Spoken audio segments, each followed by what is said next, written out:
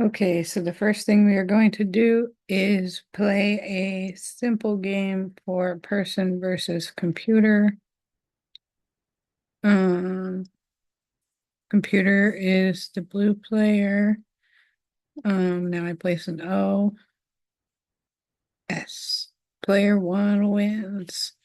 Okay, so next we're going to complete a general game with the person versus computer. So let's do S O S.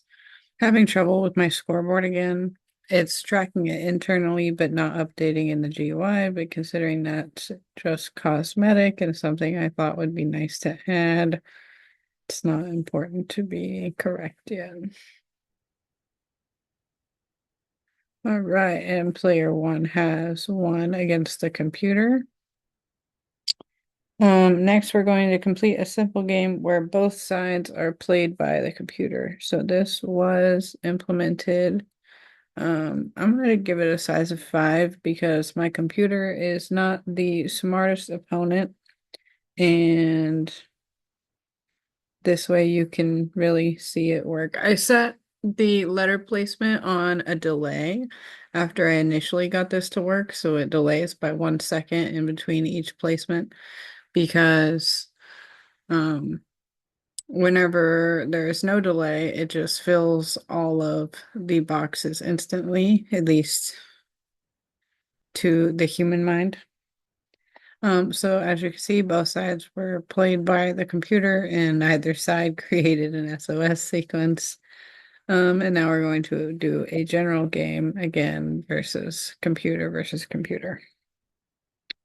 So once again, it is going back and forth, placing letters. It does alternate randomly. It just happens to be picking a lot of S's this game.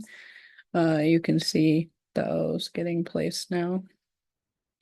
It is on a random tick to interval, so game over, it's a tie. Neither of them created an SOS sequence again.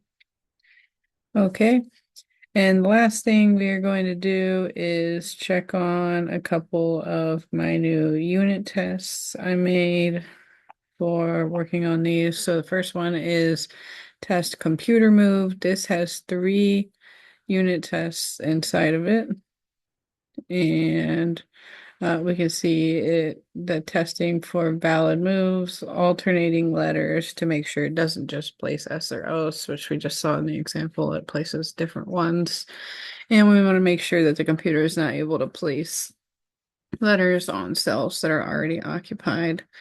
And then the last test I was working on was test if the computer is successfully getting an extra turn after having an SOS sequence played. I haven't gotten this test to run successfully yet. I'm still trying to figure out and work some bugs through with it, but the goal of it is to test if when the computer does manage to complete an SOS sequence, as you saw in the playthrough, it struggles with completing them. Would it get the extra turn if it was in a general game?